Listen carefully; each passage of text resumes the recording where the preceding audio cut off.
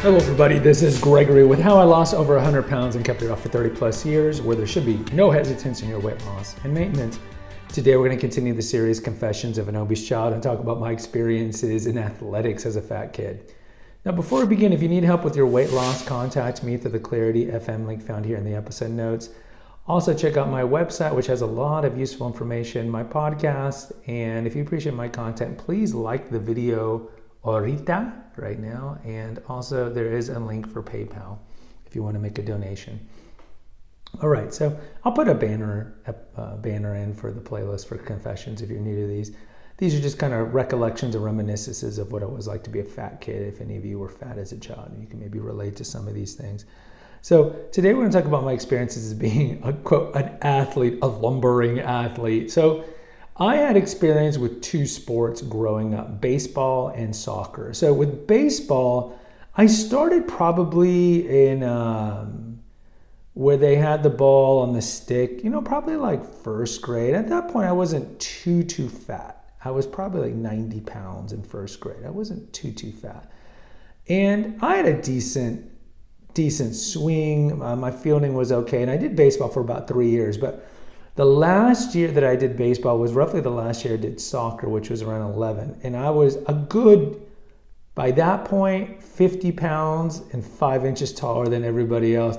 So in baseball, what the coach used to make me do is I was one of those kind of sluggers where either I would strike out or if I hit the ball, it would be a home run. Because remember, those fields are smaller for like third grade at that age. And so what he would make me do, at this point they had the automatic pitch ball thing. You just put the ball in and it throws it right down the middle. I had to retire from baseball before we actually had like real pitchers. But what they would do is they would, the coach would just take me out there for right before the game to I think do some sort of psyops against the team, because they would see me up there, and of course I get Snickers and they make fun of me. But when I hit the ball, it was a home run, so it was just like home run, whiff, home run, whiff, home run, whiff. And I think it was kind of a psyops. But I would play, normally I was catcher, kind of like, what was his name? Buttermaker. I think it was Buttermaker from Bad News Bears. I can't remember that guy. No, Ogilvy from the Bad News Bears. They had the fat guy as the catcher, right? Just a bigger area to catch the ball. And I remember there was one experience that I will always remember this as a kid. So if I hit the ball and it stayed in the park, especially in the infield, I was out because I was too fat. If the ball got to the outfield, there were times, especially if it was right field, that I would still be called out at first because I was so slow. But I do remember one time where I hit the ball like a dribbler to a shortstop. The shortstop overthrows first base. I get to first base. They're like, keep going. So I'm running to second base. They overthrow second base, so it goes far to left field, far, for Little League Park. So I'm running to third base. Then they misthrow third base, and so they're like, go, and everyone's like laughing. The parents are laughing, everyone's laughing. They tell me go, and then I finally made it to home plate. So that's like my only in the park home run, and it was kind of comical because you see this big, blustering fat kid just huffing and puffing, everyone passing because all the errors. But that was my experience with baseball. Aside from that, my older brother, which we'll have an episode later on, he was in baseball. So I do have a lot of good memories of just walking around the park. Again, like with the episode in the amusement park, just walking around, eating a bunch of Frito pies and sodas and just hanging out. Just, again, free-range parenting. That was my parents' way of doing it.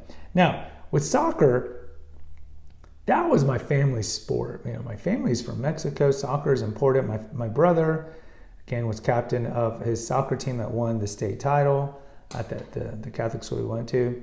And my nephew was a varsity soccer player, I think his sophomore year, and he's very successful too. So it kind of runs in our blood. I keep up with European soccer. I love soccer. So soccer, I was pretty good. My father told me that I had a lot of skill, and I just got too fat, right? I just got too fat. I do remember just enjoying the games before I got too fat, having the orange peel slices at halftime, and kind of the practices and camaraderie. And I do remember scoring a corner kick goal. I remember that, where I took the corner kick, and I had such a good power. Again, I was really fat, so I had a lot of power on my kicks that I kicked it and curved it in. And, you know, the goalies, that 10-year-old goalies aren't the best, but still, it was nice to have a corner goal kick.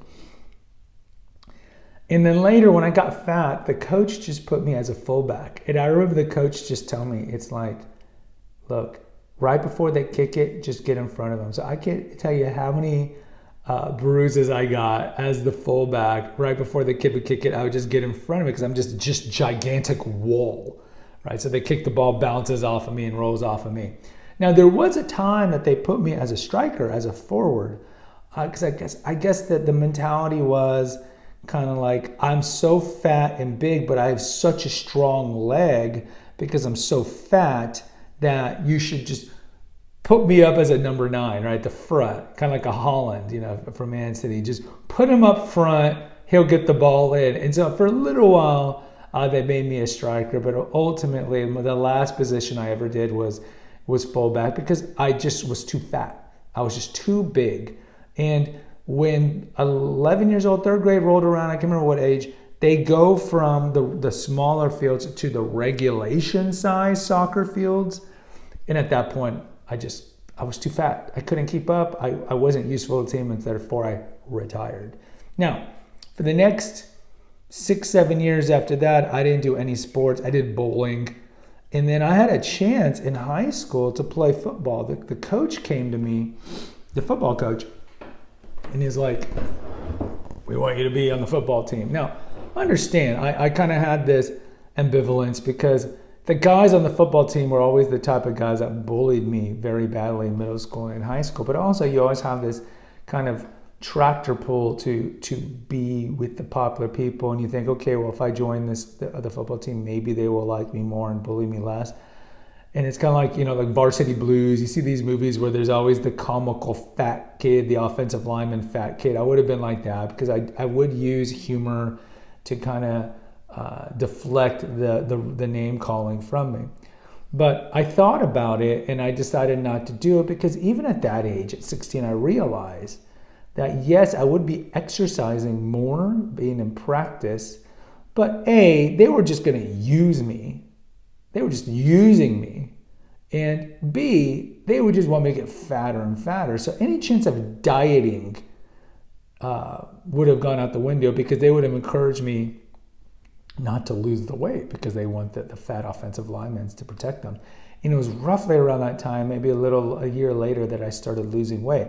So had I been on the football team, I am pretty confident I would not have lost weight. And that's one of those, like the Gwyneth Paltrow movie, sliding doors. It's one of those sliding doors moments in your life is, had I joined the football team for that short-term validation, then I wouldn't have lost my weight. It really would have been validation. I would imagine that, like the locker room episode I did, I can't imagine showering with the football team and just the ridicule and all that. And I don't think they would have stopped ridiculing me.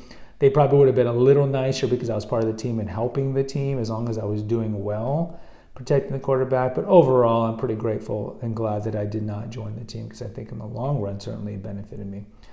And in the short run, I think it probably wouldn't have been that great of an experience. Guys, post in the comments. Let me know if you can relate.